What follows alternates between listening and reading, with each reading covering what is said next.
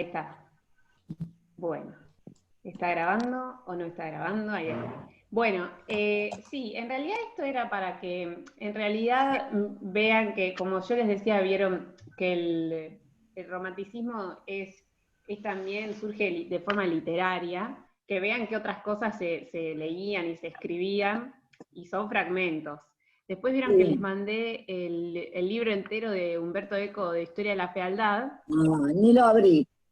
No, hay una de la belleza, pero el de la fealdad está mejor, les digo, más interesante. Pero en realidad es para que miren, en realidad algunos fragmentos también los saqué de ahí, que nos muestra un panorama de la época, de forma literaria y de forma por medio del arte. Bueno, la literatura también es arte, por medio del arte pictórico y quizás escultura. Era también para que vean qué otras cosas son de la época. Bueno, acá les mandé esto de lo sublime, que Schopenhauer, que es filosofía. Tampoco vamos a dar clase de filosofía, es difícil. Pero, por ejemplo, teníamos estos textos de William Blake, que ahora les voy a mostrar, porque William Blake era un adelantado a la época, porque el tipo escribía y pintaba y dibujaba, y como que se separó de todo lo que era la tradición y de todo lo que se solía hacer tradicionalmente, ¿no? Bueno, después también esto, mucho de lo que tiene que ver con la naturaleza, el golem, ¿sí? La descripción cortita del golem. Horrible, horrible. Bueno, A la noche, casi no duermo. no, no. No veo la de Goya, que se come al hijo. Y No después sé, Víctor Hugo, que también como que fue muy de la época, y sobre todo describe cuestiones que nosotros ahora vamos a ver en pinturas, entonces más bien por eso. Pero resumiendo un poquito lo que habíamos hablado del romanticismo, nosotros hablamos de un periodo de años, no me acuerdo. qué sé yo. Dije los años más o menos fines de 1700, o sea, En 1790 a 1835 están las obras algunas de son previas, sí, sí, sí. algunas Hoy les de voy a mostrar a un artista que... 1800 y algo. Sí, y termina más o menos 1880, obviamente no, sí. Nunca lo exacto, como decimos siempre, ¿no? sí. Y nosotros siempre tenemos que pensar que el romanticismo va a oponerse a esta cosa fría que tenía el neoclásico, ¿sí? Es como, el romanticismo es la tormenta después de la calma, le dicen. Porque el neoclásico era todo razón, lo racional, pensar, sentarse a pensar, todas las cuestiones de la ilustración que les había comentado, y los románticos van más por lo sensible, ¿sí? Van también por el mundo de lo irracional, y entonces ahí vamos a ver que los artistas van a hablar de los sentimientos, de las imperfecciones del ser humano, o sea, por ejemplo, vamos a ver hoy a Fuseli que los personajes cometen asesinatos, hay drama, hay violencia, si un héroe romántico se puede suicidar, mejor, si muere de tuberculosis, mejor. Entonces piensen esa drama, ¿sí? La guerra, la locura, y también... El corazón sería. ¿Cómo? Ah, ¿no?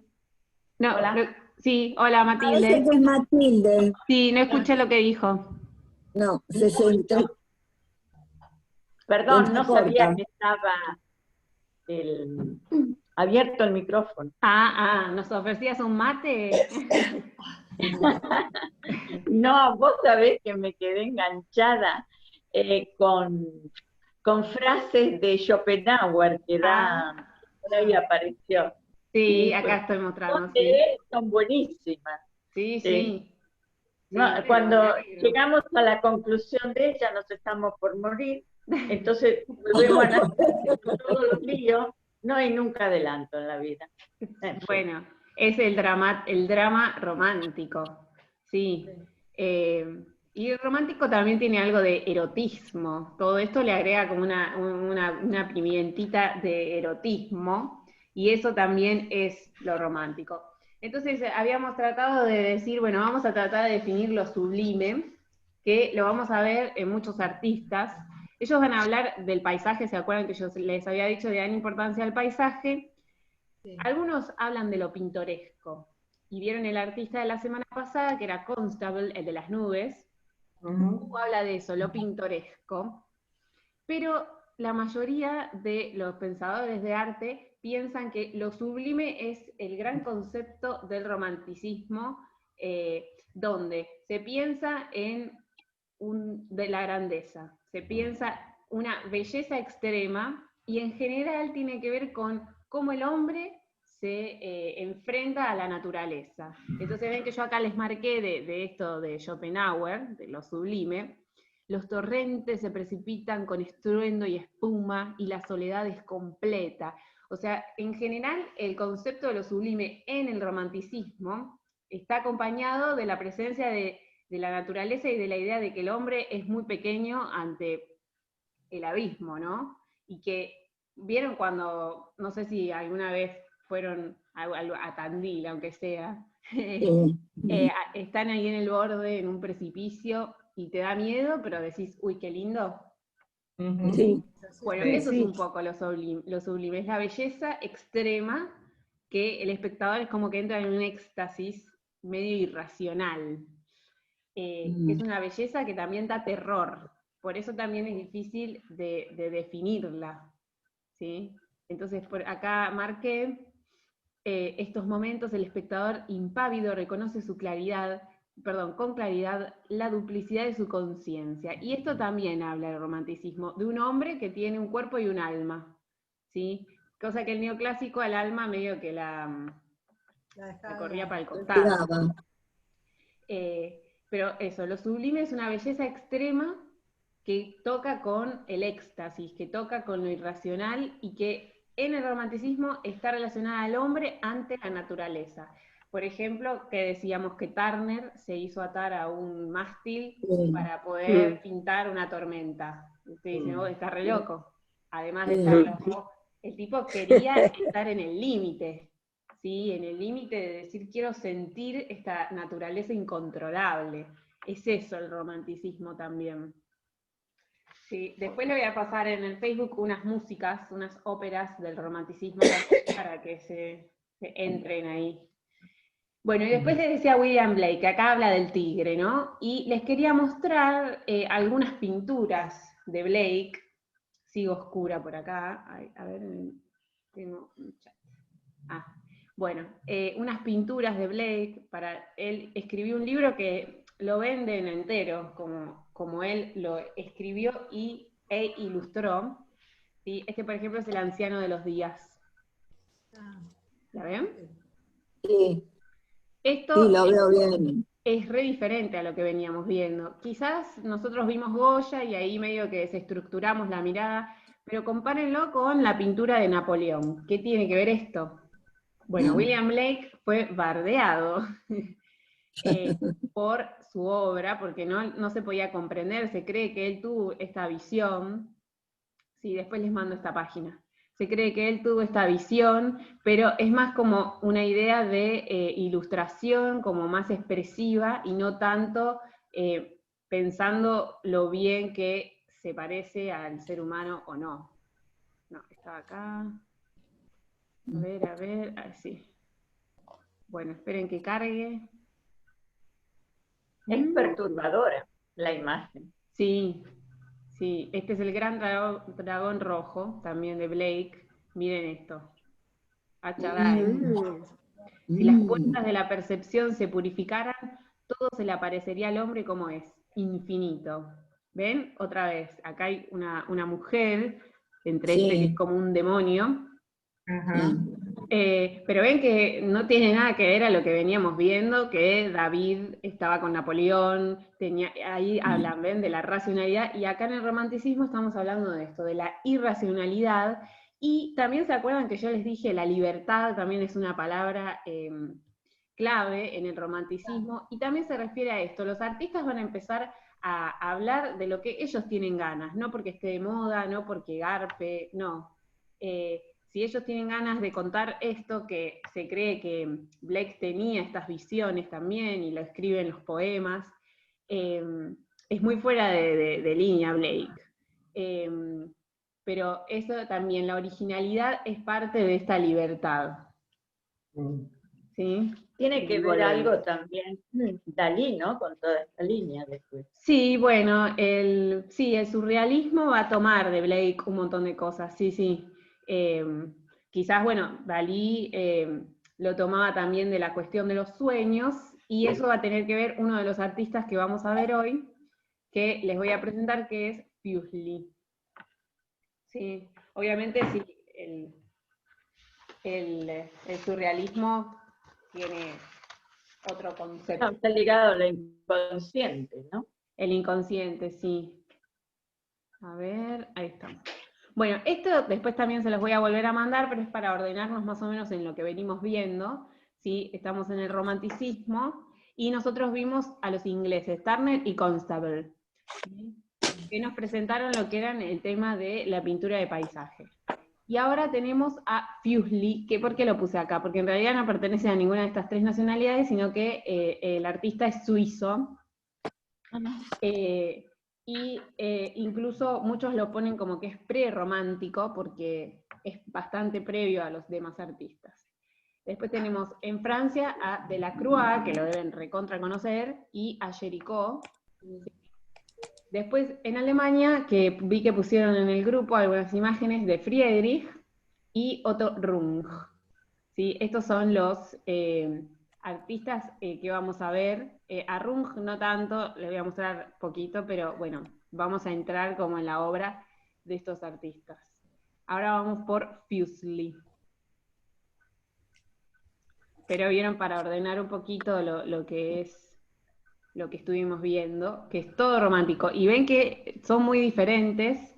Por ejemplo, Constable hace una cosa, Turner hacía otra. Entonces, esto también la libertad tiene que ver con la originalidad, ¿sí? O sea, los artistas van a trabajar con el tema que ellos quieren, no porque se venda o no.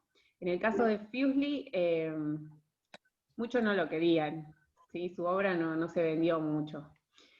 ¿Qué era Fuseli? Suizo. Nació en 1741 y murió en 1825, y lo interesante es que también era traductor. Entonces vamos a ver mucha relación de la literatura con la pintura con él. Sobre todo él era súper amante de Shakespeare. Entonces vamos a ver un montón de pinturas que tienen que ver con lo que escribió Shakespeare. Bueno, también al ser traductor, acá me aparece esto, que no sé por qué, al ser traductor también tradujo, ¿se acuerdan? Mengs y Winkelmann, Sí, quienes sí. eran del neoclásico. Sí, los nombraste, sí. Sí, eran del neoclásico, entonces conoce la obra de estos pensadores para conocerla y oponerse, ¿no? Y vamos a ver, no sé si se acuerdan, me olvidé de buscarles una imagen de Miguel Ángel, que nosotros decíamos que las pinturas de Miguel Ángel tenían una terribilidad, que era esta cosa de marcar mucho los músculos, los personajes de Miguel Ángel en el Renacimiento hablamos, Sí, sí. muy marcados. Bueno, Sí. Fuseli va a aprender un poco de eso y lo va a trasladar también a su obra. Bueno, y visita Italia, etc. Bueno, en sus obras, acá vemos un fragmentito. Bueno, vamos a ver todas las palabras clave que estuvimos diciendo, ¿no? La irracionalidad, el drama, la tragedia, tiene que ver mucho con la literatura. Va a ser muy emotiva porque vamos a ver miradas, ahora van a entender cuando lo veamos. Y esto es importante, precursor de corrientes simbolistas. Cuando veamos simbolismo lo vamos a entender, sobre todo tiene que ver con condensar ideas en solamente pocas imágenes, y también precursor, o va a ser como una base para otro grupo de hombres, que lo vamos a ver dentro de poco, que son los prerrafaelitas, o prerrafaelistas, algunos lo ponen, pero bueno, vamos a ver de a poquito. ¿Sí? Estas son las características de su obra. ¿Sí? Esto después podemos volver a verlo, ¿no? Tiene efectos nocturnos. En realidad acá la mayoría de los personajes están en fondos oscuros, porque todo sucede en la noche. Entonces ahí también decimos, bueno, la noche es un elemento romántico también, porque no sabemos qué hay ahí, está rodeado de misterio. Alusión a Shakespeare. Mundo bíblico también va a pintar algunas cosas con esta temática. Bueno, y estas son cosas más puntuales que las vamos a ver en las obras. Acá me comí una A. Carácter teatral, sí, muy expresivo. Y pionero en la exploración de lo irracional. Vamos a ver la obra. Muchos van a decir que su obra se la conoce como esto, romanticismo negro. ¿Por qué? No es un estilo, ¿no? Sino que muchos lo van a poner como que es una corriente, que en realidad después se va a retomar después de la Primera Guerra Mundial, como que los artistas van a estudiarlo a Fuseli en ese aspecto. Y acá tenemos esta obra, Lady Macbeth con los puñales, ¿sí? Entonces, Lady Macbeth era un personaje de Shakespeare, ¿no? Era amante de Shakespeare. ¿Y qué pasó? Va a haber muchas pinturas de Lady Macbeth, entonces les explico más o menos quién era. Él tradujo el libro al alemán.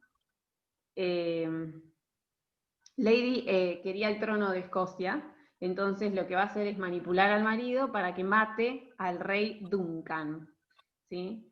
Pero bueno, todo como está todo mal, terminó mal y todo en un baño de sangre, entonces Lady Macbeth resulta después como que se vuelve un poquito loca, empieza a tener sonambulismo, entonces muchas de las imágenes que pone Fuseli son de esta mujer, ¿no? De noche. Empieza también a tener como un TOC de trastorno obsesivo compulsivo, ella creía que tenía todo el tiempo las manos sucias de sangre y se las tenía que lavar.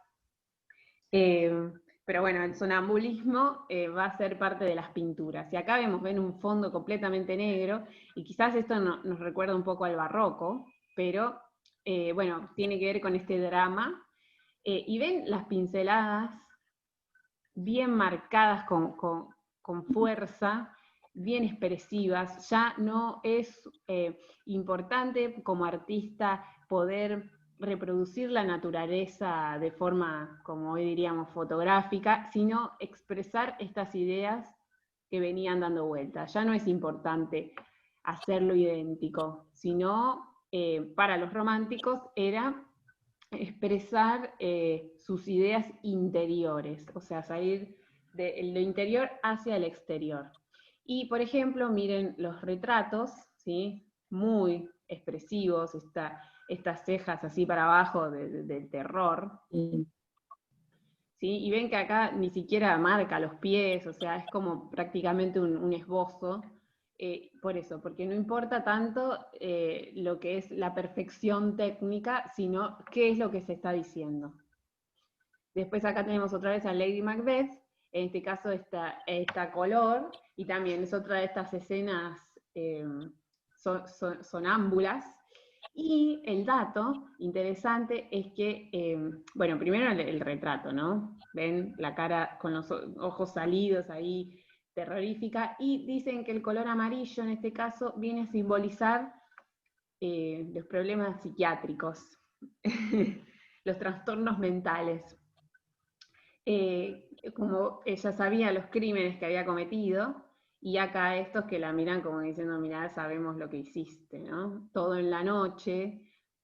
Y en Fuseli va a ser muy importante el tema de la iluminación. Quizás podemos en ese caso compararlo un poco, ¿se acuerdan? Con Caravaggio, que es una luz muy puntual, porque los personajes están rodeados de esta oscuridad muy densa, ¿no? Y que en la oscuridad, acuérdense, siempre hay cositas por ahí. Y acá llegamos a mi preferida. A esa ya la hemos visto. Sí, esta se las mostré otras veces. Esta se llama La Pesadilla. Hay 3 versiones de La Pesadilla, ¿sí? Acuérdense, Fuseli es el autor.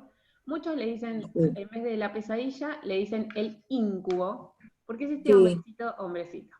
Este de acá. Bueno, a ver, la cuestión es que hay muchas teorías al respecto. Sí tenemos que tener en cuenta que es romántica porque está hablando de la noche y está hablando del sueño, ¿sí? Y de los seres irracionales. Eso por un lado. Después muchos dicen que el íncubo está sentado justo sobre el pecho de la damisela pura, porque tiene el vestido blanco en la pureza de su sueño, y es un poco la representación física de, ¿vieron la angustia, la opresión en el pecho de la angustia? Entonces, un poco viene a representar eso. Pero también hay otros significados, ¿sí? La mujer está dormida y dicen también que después va a ser poseída por el íncubo, que es un dios de la incontinencia sexual.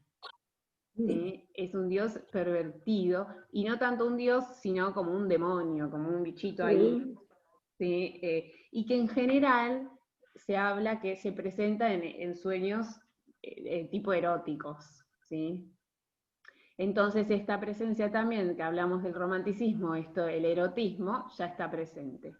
Pero bueno, la expresión ahí como que es malo, está, y ella está dormida, se cayó un poquito de la cama, y desmayada. sí, es importante el contraste de este blanco, porque habla de esa pureza, y la viene a ensuciar este ser color tierra, ¿sí? Ella se ve ahí toda entregada. Y después tenemos este otro personaje que está acá. ¿Sí? Esa es como una cabeza de caballo medio fantasmal, ven que tiene ahí los pelitos medio fantasmal. Y ven que tiene los ojos como desorbitados, salidos. ¿Sí? Como un poco hablando de la excitación de ver esta escena. ¿Sí? Entonces, bueno, es una escena erótica porque ocurre en la noche, en la cama y con una mujer, y el íncubo tiene estas asociaciones, pero fíjense el color frío contra los colores cálidos, ¿sí? Ven que acá atrás hay una cortina, y acá hay como una borla. También nos recuerda un poco a lo que es el teatro, a lo que es que detrás de la cortina hay que descubrir qué hay detrás. Entonces también habla de estos lugares incomprendidos de la psique y del sueño, y por eso también son todas insinuaciones, ¿sí? Ahora en un ratito se nos va a terminar, después volvemos. Acá tenemos un acercamiento. O sea, ustedes ven en la pintura, quizás no vemos nada nuevo de lo que hayamos visto, al contrario, hay como pinceladas más rápidas, pero es más el simbolismo de estas pinturas lo que trasciende. Y les dije que hay 3 versiones, también hay un grabado que es igual, sí, esta es la misma, pero después tenemos otra que me da más miedo. Esta sí me da miedo. Me da mucho miedo esta. Menos mal que no es de noche, chicas. Este ahí me da miedito y es más, todavía más expresiva, el caballo todavía más explícito, y Pero no me asusta tanto. te hago zoom.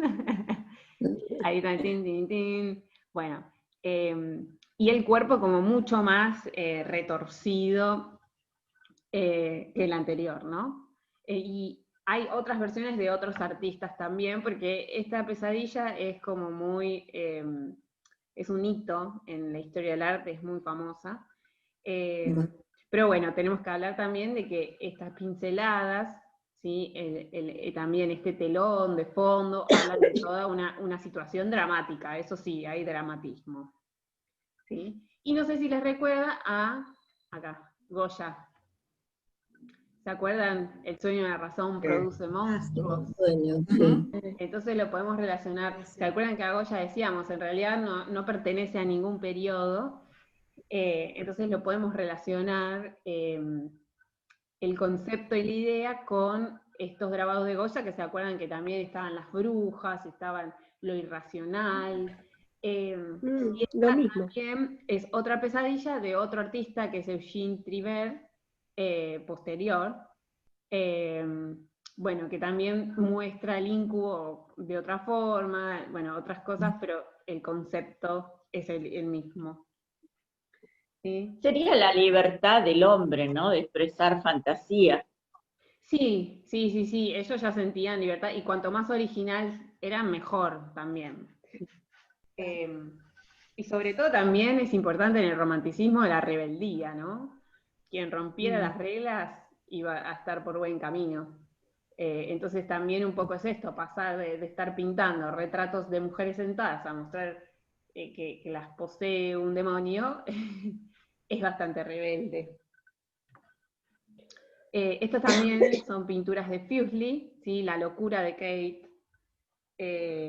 También Fuseli, hay otro artista que Géricault también va a pintar locos, iban a los manicomios y retrataban a los locos, porque empezaba a ser también un tema de interés y un tema a investigar en el que todavía no se sabía nada.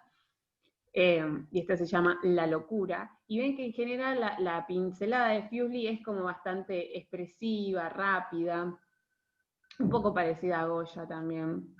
Acá está Las tres brujas, ¿sí? También, vean que Goya también tenía brujas, también en este contexto de la noche, y miren las manos grandes, expresivas. Acá desnudo echado mientras una mujer toca el piano, ¿sí? También situaciones incomprensibles, o sea, piensen que la irracionalidad reinaba, entonces decimos, bueno, ¿qué hace esa ahí en bolas mientras toca el piano de la otra? No lo sabemos, ¿sí? Pero era importante la irracionalidad. Estas también, Titania y Bottom, son los personajes de Sueño en la noche de verano de Shakespeare. Acuérdense, era re fanático de Shakespeare. Entonces, también hacía esta especie de ilustraciones, en realidad son pinturas. Y lo que tiene Fuseli es que no pintaba, pero una de sus obras entró a un salón. ¿Vieron los salones donde concursaban los artistas? Entonces empezó a ser ahí un poco famoso, Soledad en el ocaso. Esta también de Shakespeare, ¿sí? Otra vez la noche y estos personajes. Y ven que el tema cambia muchísimo a lo que veníamos trabajando. Sí, este también. El más conocido es La pesadilla. Pero seres mitológicos también, seres imaginados, como les mandé el texto del Gollum. Sí, esta también, estas tipo ninfas, hadas. Y este silencio, ya, me fui. Silencio, este ya es más, da un poquito más de miedo. Entonces, este es Fuseli. Sí, acuérdense que no está dentro de ninguna de las nacionalidades que les marqué antes, sino que es suizo, y muchas veces lo ponen como prerromántico porque sus obras son bastante tempranas a las del romanticismo, una cosa similar a la de Goya. Quiero volver donde les marqué las cuestiones más técnicas de las obras. Acá estamos. Entonces, ¿vimos efectos nocturnos? Sí. ¿Vimos alusión a Shakespeare? Sí, al mundo bíblico. Son imágenes muy dinámicas. Hay escorzos, ¿se acuerdan? Un escorzo era un elemento visto muy de frente, por ejemplo, una mano, y de alguna forma se deforma. Horizontes bajos, bueno, no vimos tanto paisaje. Y la luz es lo que le da la vitalidad y nos marca cómo es la escena. Y sobre todo esto, la teatralidad, lo hemos visto. Sí, entonces, este es el artista como quizás está fuera de la regla de la que veníamos trabajando. Bueno, se nos va a cortar en 3 minutos. Yo lo que les quería mostrar era un poquito para que no mezcle, porque es muy diferente este otro artista. Estoy en la oscuridad, estoy Fuseli.